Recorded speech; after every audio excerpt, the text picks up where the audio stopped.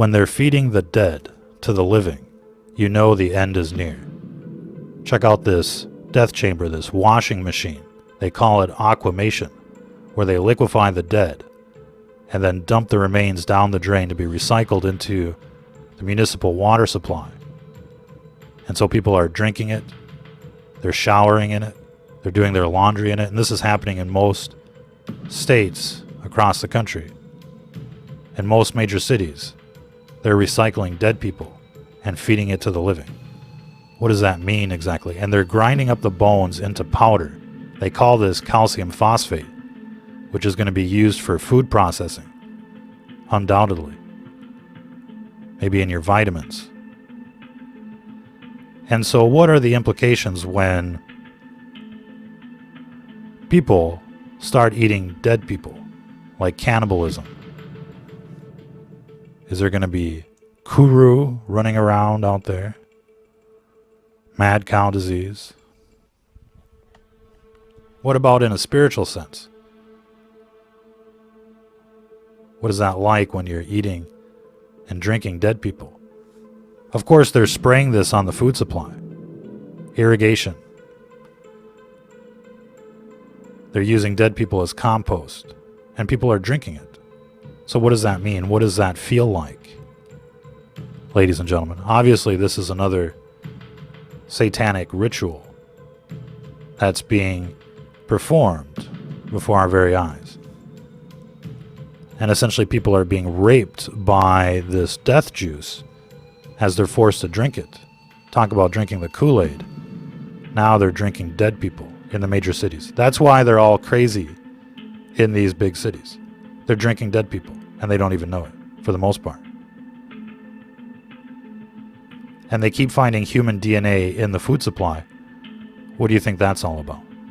It's probably not just aquamation, but they're probably grinding babies and who knows what else in these meat processing plants so that people will eat human flesh without even knowing it. That's how these cult members get their kicks, ladies and gentlemen, quite literally. So aquamation has been around for about 10 years now, and it's spread to nearly every state and every major city because they're running out of space, they say, in the cemeteries. They just can't build a new one outside of town, so they're going to liquefy you. And it's like the movie The Matrix. How long before people end up in pods like this, connected to the Matrix? Probably sooner than you think, ladies and gentlemen. We're well on our way to transhumanism and assimilation. But this is some scary technology, because this can be deployed in all sorts of different ways, and people can disappear and just end up down the drain. Don't ask us what the video guy is doing on vacation. So there's all sorts of different models and all sorts of different types according to the reports. There's the hardcore hydrolysis, and then there's the soft hydrolysis. And the difference is the temperature and the time it takes to dissolve a body. It can take between 3 hours and 8 hours. So imagine you've got a laundromat like this somewhere. How many people can disappear in a day in a laundromat just like this with these types of washing machines? Undoubtedly, we'll be seeing facilities like these connected to the quarantine camps in the beginning. Of course, after a while, they just won't care anymore, and you'll start seeing the smokestacks coming from these quarantine facilities saying it's for your protection. But obviously, if we're to the point where we're liquefying the dead and feeding it to the living and calling it organic or environmental, you know these people on television have gone mental, that these people in the cities have gone mental, and it's just, without a doubt, talking to these people is useless. They don't want to hear the facts. They don't want to hear the truth. They're always going to spin it like liberals and call it for your protection. Call it your imagination. These crazies will call you crazy and say, this is perfectly fine. This is perfectly natural. This is science. Look at that. They got no problems putting the bones into a meat grinder, putting it into a bag, and saying, oh, we got some calcium phosphate. It's no longer human remains anymore. These are just chemicals. And so they're going to end up in the food supply. They're going to end up as fertilizer. And people are drinking this right now. And again, what kind of effect does this have when you drink something like this? When you drink wine, I mean, you get drunk, right? What happens when you're drinking this type of juice? You hear about the cult members drinking the adrenochrome. What about the average sheeple that's being fed this death juice? What does that do to them? Obviously, it turns them into zombies. Obviously, these people are going to be vibrating at a different frequency, at a very low frequency. But you just can't imagine dumping this into the water supply. But they do. You've heard of the expression from crap to tap. Pardon that expression, but that's what they're doing. They've been feeding people, you know what, literally, not just on the television, but literally, they're feeding people crap.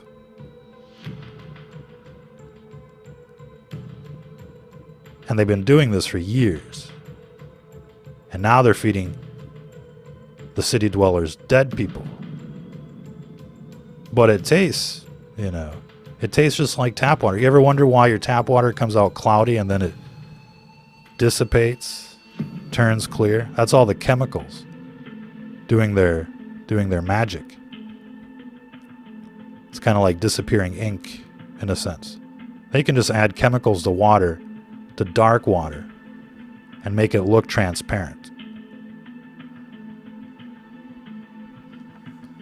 But that's besides the point.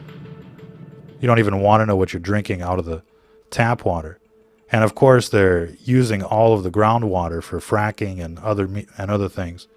So people's wells are drying up. Your only choice is to drink the tap water for the most part. And most of the bottled water is just tap water out there.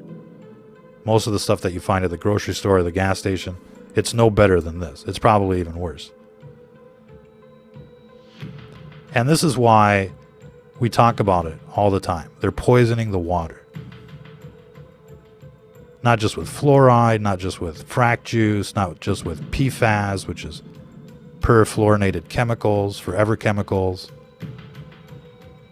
You're not just getting pharmaceuticals and other things in the water supply, but now you're getting an infusion of dead people. Think about that. And so what people are drinking, it's horrible.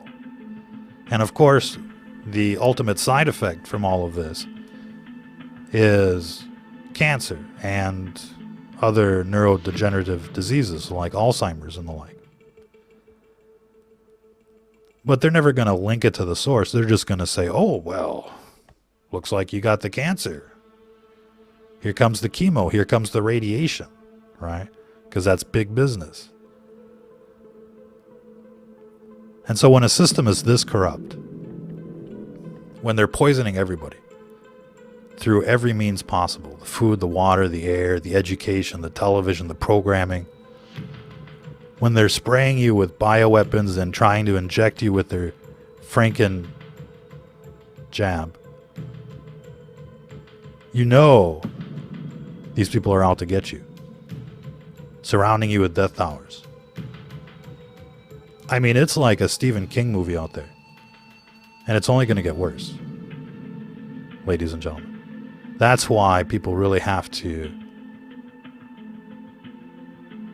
take back control of what's going on here. Because this is not acceptable. Feeding this to children, this death juice to children, is not acceptable. Feeding it to our neighbors is not acceptable unless they're libtards, of course. Just kidding. Maybe. But it's sad. It's sad that people have been turned into walking, talking zombies. A literal echo chamber for the mainstream media. That's all they can do is repeat what's on television. It's so sad. It's such a sad world that we live in right now, especially in these cities. Nature still retains its beauty, but as soon as you start talking to people from the cities, as soon as you start talking to people that watch the television, you know there's something wrong, terribly wrong with these people. And there's no helping them. And so it's a sad situation. It's a very sad situation, but there needs to be a reset. We need to take back control of this world, ladies and gentlemen. And it looks like this pandemic is the perfect opportunity. And so undoubtedly things are going to change rather quickly in the next few months. But we're expecting things to get crazy during this next winter into the next spring. Now, you guys are going to want to follow the Telegram feed the best you can, because that's where a lot of the action is. Be sure to get the desktop version, because we're getting a lot of reports of interference from the Beast system. And so they're managing to shadow ban some people that still have the app from the App Store. If you got Apple, you're kind of stuck with that app unless you get the jailbreak version. But essentially, you're going to want to get the desktop version. Check out the Telegram every day. Best news stories from the internet are going to show up there. And we're going to keep pumping out broadcasts as much as we can. They're going to show up on the Rumble and the BitChute. And sometimes BitChute has, issues like playing because of the way it's set up. It's kind of like a blockchain. And so sometimes there's not a peer in the peer-to-peer network. So we also upload to Rumble usually about an hour after we upload to Telegram. So once you see a video show up on Telegram, then it'll show up on Rumble and BitChute within an hour. And so be sure to subscribe to those pages in the worst case scenario so that you can see the broadcast of the day. We're going to be doing a pretty graphic broadcast on what's happening in Afghanistan, more than likely later today. And we'll be back on Monday, or probably Sunday, with another broadcast as well for this crowd. But it's going to get real out there. You know the end is near when they're liquefying the dead and feeding it to the living. Till the next time, ladies and gentlemen, if you're listening to this, you are the Resistance.